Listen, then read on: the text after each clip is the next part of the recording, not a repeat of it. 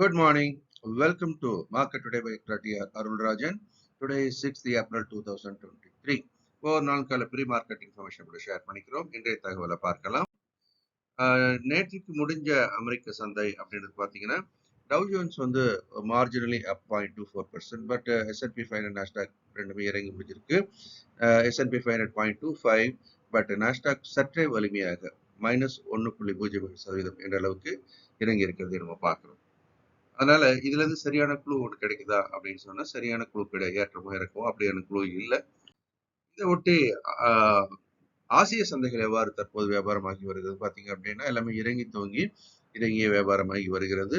So அதனால இப்போ balance எந்த பக்கம் டில்ட் ஆகிட்டு இருக்கு அப்படின்னு சொன்னா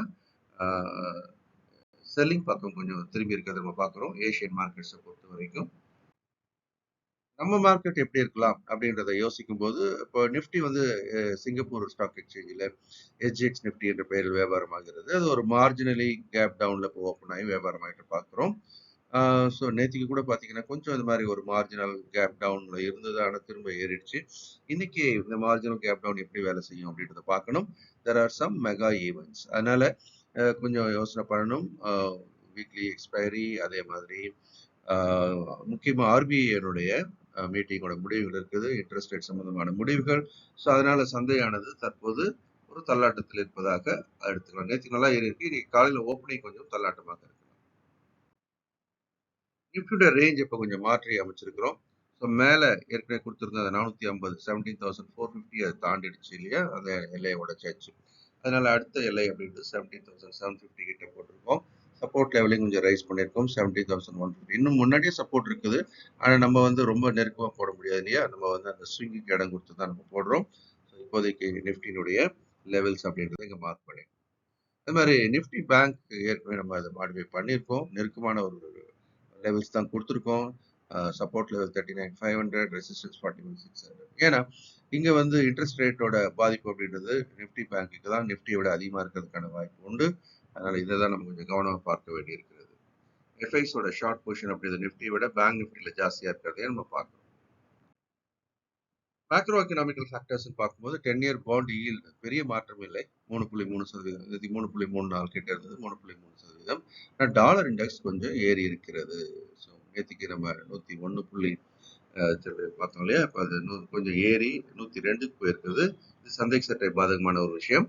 ஃப்ரண்ட் குரூட் அப்படின்றது பெரிய மாற்றம் இல்லை, எனக்கு $85 இப்போ 84.33, பெரிய மாற்றம் இல்லை.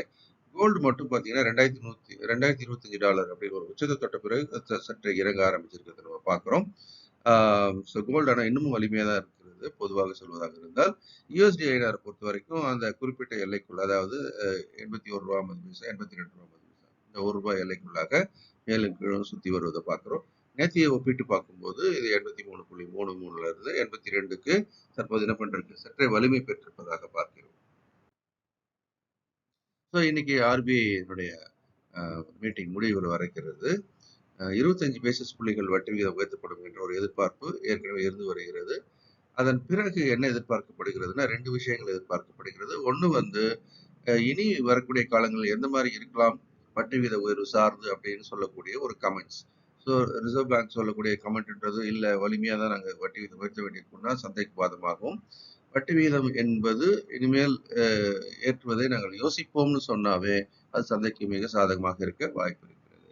ரெண்டாவது லிக்விடிட்டி. ஸோ எந்த அளவுக்கு வங்கிகளுக்கு இடையே இருக்கக்கூடிய அந்த பண பரிவர்த்தனையினுடைய புழக்கத்தை கூட்டுவதற்கு ஆர்பிஐ எந்த மாதிரியான ஒரு அனௌன்ஸ்மெண்ட் பண்ண போகுது அப்படின்றதும் சந்தை எதிர்பார்த்து காத்திருக்கிறது. அதே மாதிரி அடுத்தடுத்து வரக்கூடிய காலாண்டு முடிவுகள் என்பது சந்தையினுடைய திசையை தீர்மானிக்கலாம். முக்கியமாக 13ஆம் தேதியிலிருந்து ரிசல்ட், முக்கிய நிறுவனங்களுடைய ரிசல்ட் கொடுத்திருக்கிறோம். இந்த மாதம் முழுக்க இன்ஃபோசிஸ், ஐசிஐசிஐ, நெஸ்லே இதனுடைய முடிவுகள் நிஃப்டியினுடைய நகர்வை நேரடியாக பாதிக்கக்கூடியதாக இருக்கலாம்.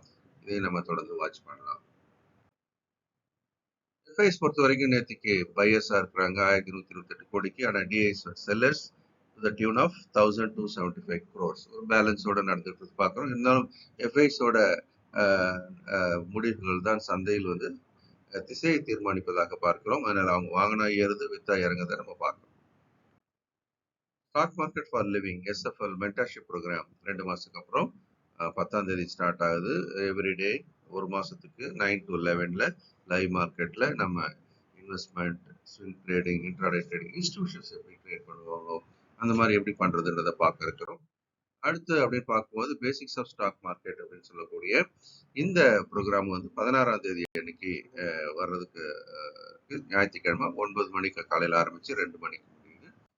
ஒவ்வொரு நாளும் ஃபியூச்சர்ஸ் நிஃப்டியை வந்து லைவா நம்ம 11 மணிக்கு அனலைஸ் பண்றோம். அதை நீங்க பார்க்கலாம்.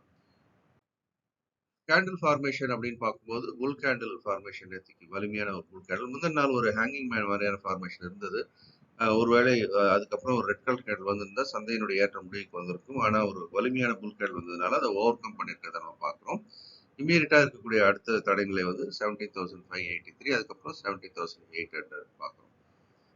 ஸோ பார்க்கலாம். இப்போதைக்கு அப்படின்னு பார்த்தீங்கன்னா 17,440 அந்த ரெசிஸ்டன்ஸ் உடைச்சதுனால அது உடனடி சப்போர்ட்டாக இருக்கலாம். இறங்கி வந்தால் 17,210 நோக்கியும் வருவதற்கான வாய்ப்பு இருக்கிறது. இந்த வீடியோ உங்களுக்கு பிடிச்சிருக்கோம் நம்புறோம். நீங்க லைக் பண்ணுங்க, ஷேர் பண்ணுங்க, உங்களுடைய கமெண்ட்ஸையும் போடுங்க. இந்த நாளும் இனிமையான நாளாக இருக்க என் மனமார்ந்த வாழ்த்துக்கள். இந்த வீடியோ உங்களுக்கு பிடிச்சிருக்கோம் நம்புறேன். நீங்களும் லைக் பண்ணி ஷேர் பண்ணுங்க, உங்களுடைய கமெண்ட்ஸையும் போடுங்க.